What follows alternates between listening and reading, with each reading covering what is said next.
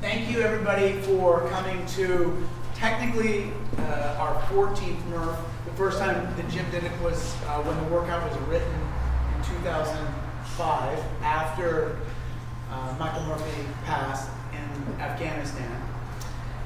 And officially this is the 13th time that the gym has been celebrating Michael Murphy's life with the workout. So we've unintentionally created an almost impossible tradition of having really amazing people give guest talks. Some people are still moved by the words of Mark Samos 2 consecutive years in a row.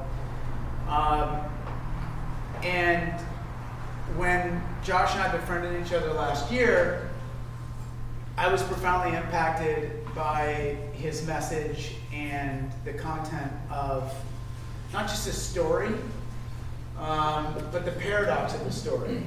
And I guess I just sort of start by offering, and this is what I continue to learn from him, is that courage is paradoxical. The things that got him through very successfully the war in Iraq were the things that hurt him in his emotional rehabilitation. And so when I think about that, and I think about the lessons that he's taught me since meeting him about the emotional boogeyman that we all face in shame and guilt, I continue to learn as a student of Josh. So I think a lot of you are very excited because you saw the YouTube links that we sent out, or just, you know, the idea of hey, there's a guy who survived death. And it's kind of funny, Josh, you're about to speak to a room full of high performers, and you know, this is a pretty special group. And it kind of cracks me up sometimes. I think about like what we're faced with on the west side, and sometimes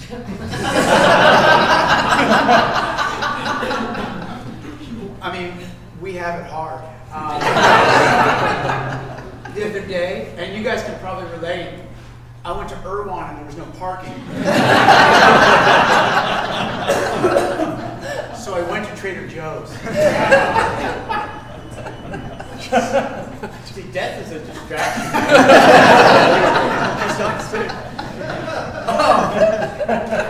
Anyway, I was thinking about his introduction. I'm like, this is ridiculous, because this room is literally filled with people who like change the world and who do amazing things outside of this gym.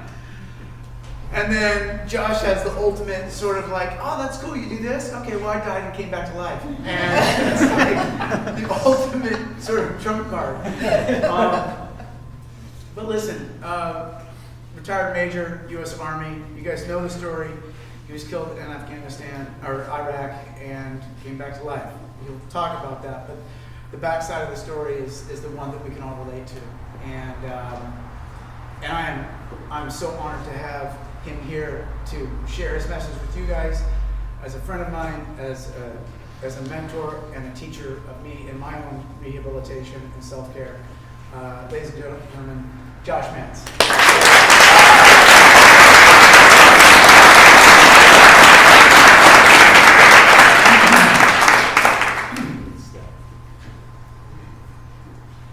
In April of 2007, I was shot and killed by an enemy sniper in Baghdad. The bullet first severed the aorta of my senior non-commissioned officer, and then ricocheted into my thigh and severed my femoral artery. And despite a perfect evacuation process and the very best efforts of the medical team, I could feel myself starting to die. See, when you're dying of blood loss, you're essentially suffocating, and the body attempts to pull the remaining blood it has into the chest cavity in order to protect the vital organs. And I could actually feel this happening. The blood started to creep out of my legs, and as all the blood left, they cramped up and became numb. And then that blood creeping sensation moved through my thighs, and they became numb. And when that feeling hit my stomach, It was the first point where I realized the injury was getting out of control. Physically, it felt like I was running wind sprints around a track and just couldn't stop. And emotionally, although life didn't flash before my eyes, I do believe that what was most important to me was revealed in those final moments. Instinctively, I started to repeat 3 names in my mind over and over again for the last minute of my life, and that was my mom and my 2 sisters. But when that feeling hit my chest, I consciously knew that that was it. I took my last breath, I said my last thought, and I died. Meanwhile, in a room not 20 feet from me,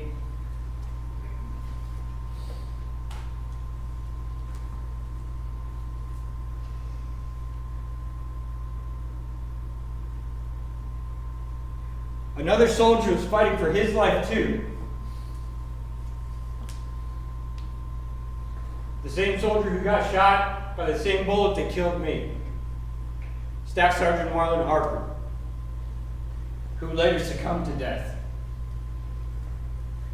But I know that his final moments were peaceful, because I recall in distinct detail the last few moments of my life. It's a feeling that can only be described as one of absolute and complete surrender to something much greater than ourselves. And through that surrender came an overwhelming sense of peace. Every good, every bad, every positive, every negative, every doubt and every hope just vanished. And it was as if the Spirit becomes part of everything and nothing at the same time. The moment of my death was the most peaceful experience of my life. A concept that I struggled with quite a bit in the years that followed. I woke up about 2 days later in the green zone to learn that I'd flatlined for 15 minutes straight. But more importantly, I learned that while I had survived, Marlon Harper did not. And I'd soon come to learn that the experience of dying would pale in comparison to the decade-long emotional struggle that I'd go through as I sought to find meaning in a second life. See, psychologically traumatic experiences are the situations or events in our lives that fundamentally disrupt the way we believe the world should work. And when our perception of the world gets flipped upside down, it can start to compromise the way we feel about ourselves. Trauma is complex, it's cumulative, and it's not always what it seems. My medic that day was only 19 years old. And at 19 years of age, he had to make a conscious choice between who he was going to try to save and who was going to die. He couldn't save both of us. Marlon had a severed aorta. I had a severed femoral. We both had less than 2 minutes to live, and he had a fraction of a second to make that decision. Now, from an objective medical standpoint, he made the right choice in riding with me, because I had a slightly better chance of survival than did Marlon. But it's still that 19-year-old who's going to have to live with the moral weight of that choice for the rest of his life. It's decisions like these, decisions that all of us make in the face of extreme adversity, often in the span of milliseconds, that can plant the seeds for moral, ethical, and spiritual turmoil in the years that follow. And as we move through life, those experiences start to stack on top of each other, with one experience influencing the next, one decision impacting the other. This is the cumulative effect of trauma. And if we try to move through life without resolving and integrating those prior experiences, it's almost like we're trying to build a house on a cracked foundation. If we keep trying to push through, and if we keep trying to build that house, and if we keep ignoring the crack, we never really know what type of situation or event is going to cause it to collapse at some point in the future, even if it's something that seems insignificant on the surface. So it's imperative that we maintain a healthy respect for the power that these experiences can exert over our lives. Now, there's a world-renowned psychiatrist and Holocaust survivor named Viktor Frankl, who says in his book, Man's Search for Meaning, that without suffering and death, human life cannot be complete. And that the suffering we endure gives us ample opportunity to derive greater meaning in our lives. Suffering is indeed a universal process. But transformation, well, that's up to each one of us. It's a choice that each one of us makes. It's the choice you took when you stepped foot in this gym this morning. But there's a misconception about trauma, and there's a misconception about adversity, and it's very easy to fall into the cognitive trap of believing that transformation occurs because of the traumatic experience, that growth occurs because of the adverse event. When in actuality, transformation cannot occur until some point afterwards, only upon which we've successfully integrated the experience into our lives in the present moment. So on one end of the spectrum, you have this point of trauma, the point of adversity. And on the other end, you have this tipping point that leads towards transformation. And everything in the middle, that's the process. That's the suffering. That's the journey. And it's a journey that requires a type of courage unlike no other. The courage to look within.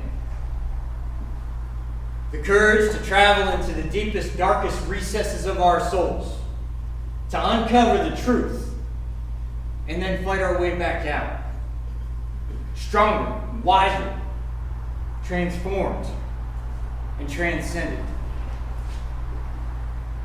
But it's a journey that we don't need to take alone. You know, a couple years ago, I was shadowing a group therapy session with a therapist in Monterey, California, up north. Her name was Lori Galperin.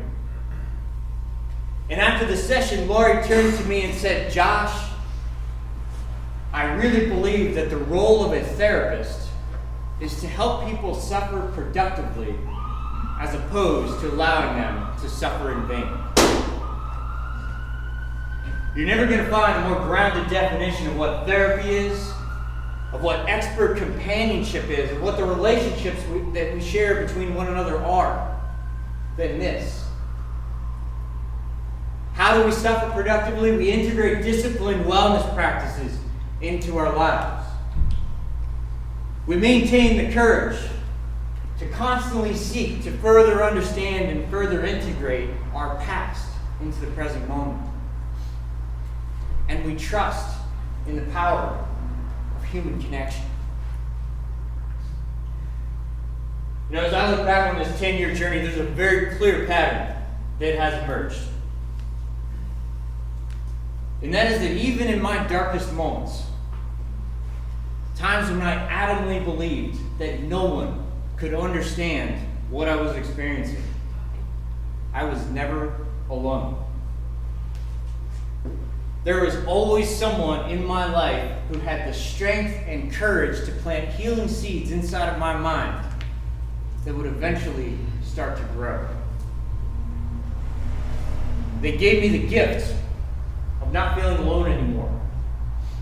And it's a gift that I'm happy to pay forward today at every opportunity.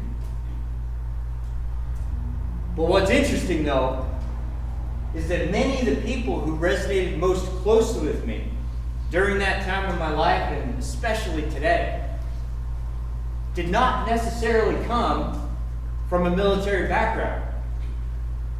They came from every walk of life. They were investment bankers and entrepreneurs. They were teachers and social workers, They were doctors, attorneys, and engineers. They were black and they were white.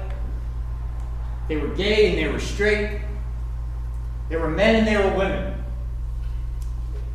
But they were all people who at some point in their lives, in their own ways, who were exposed to the darker side of human nature.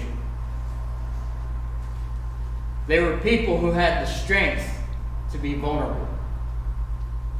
And that vulnerability is what binds us together at the very core of the human experience. And trauma doesn't discriminate. It comes in many shapes and forms, and it impacts all of us from every walk of life. And even though the nature of our experiences can be very different, the emotions that manifest from them can be very similar, especially when we look at them through the lens of deeper moral wounds such as abandonment, betrayal, guilt, and shame. Because if you know guilt, then you have already walked some of the same battlefields as I. And if you know shame, then you already know the deepest parts of who I am. We need each other to heal. We need a community to heal. And as we start to bring this talk to a close this morning, I'd like to invite you all to always remember the capacity we have to make a positive difference in the lives of one another with each passing moment. Now, we've gathered here today in celebration of Memorial Day to honor the fallen who came before us. While monuments and memorials are a great way to remember those who came before us, the most powerful way to honor their sacrifice is by allowing their spirit to live through us each and every day. Our service members will continue to valiantly fight those battles overseas, right alongside the souls of those who now rest peacefully before us today in their hallowed graves. But we rely on all of you to make our communities a place that represents true freedom. There is no greater validation of their sacrifice than this. So with that in mind, I'd like to close this session a little bit differently by reading a poem that is now inscribed in stone. It's etched in stone, overlooking the San Francisco National Cemetery and the 30,000 headstones that today have American flags draped over each one of them. This poem was written originally anonymously and was later published after World War II in a voice that speaks for the fallen.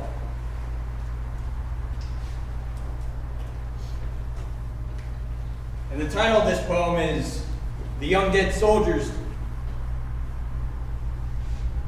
Do Not Speak."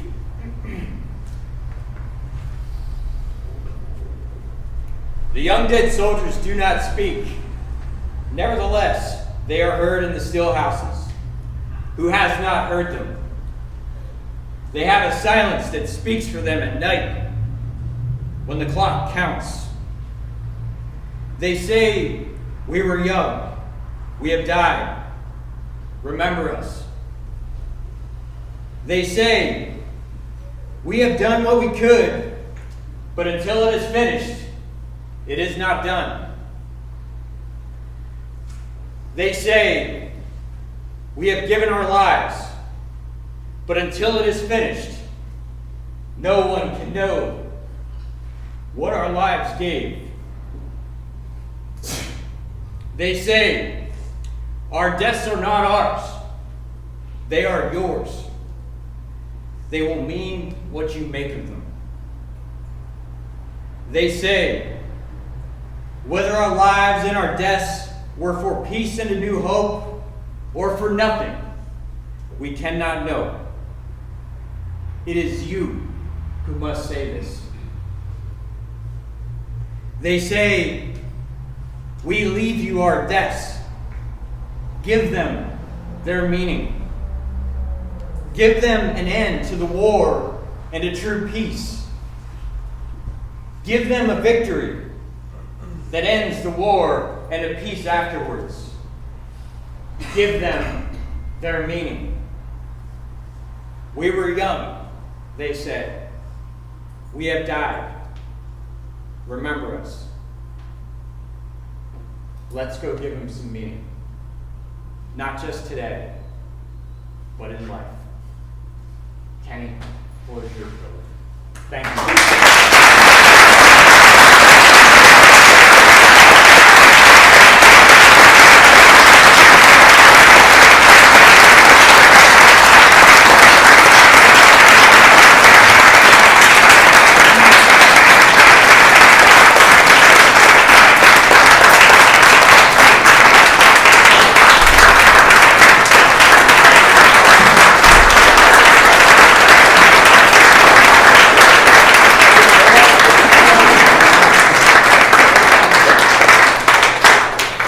Okay, to transition out of that,